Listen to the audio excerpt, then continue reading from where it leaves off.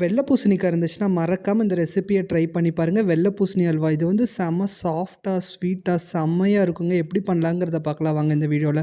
அதுக்கு வந்து நான் வெள்ள பூசணிக்காய் எடுத்து வச்சிருந்தேங்க. அத வந்து நல்லா வாஷ் பண்ணிட்டு, சின்ன சின்னதா கட் பண்ணிட்டேங்க. கட் பண்ணிட்டு ஒரு மிக்ஸி ஜார்ல வந்து அத ஆட் பண்ணி, அத வந்து நல்லா ஒரு பேஸ்ட்டான பதத்துக்கு வந்து அரைச்சு எடுத்துட்டேங்க.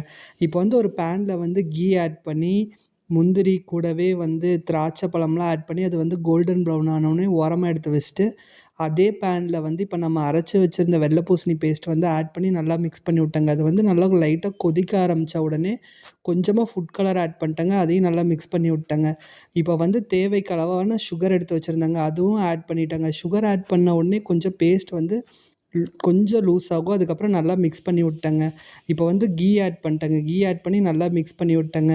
இந்த அல்வாவ பொறுத்தவரைக்கும் கீ ஆட் பண்ணி நல்லா மிக்ஸ் பண்ணுறதுல தாங்க இருக்கு. நான் நல்லா மிக்ஸ் பண்ணி எடுத்த உடனே கொஞ்சம் திக்கான உடனே அகெயின் வந்து கீ ஆட் பண்ணி நல்லா மிக்ஸ் பண்ணி விட்டேங்க. கொஞ்ச நேரத்திலேயே ரெடி ஆயிருச்சுங்க. நம்ம வறுத்த முந்திரி இதெல்லாமே ஆட் பண்ணிட்டு நானும் டேஸ்ட் பார்த்தேங்க. டேஸ்ட் வந்து செம்மையா இருந்துச்சுங்க. நீங்களும் மறக்காம ட்ரை பண்ணி பார்த்துட்டு எப்படி இருந்துச்சுன்னு கமெண்ட்ல சொல்லுங்க.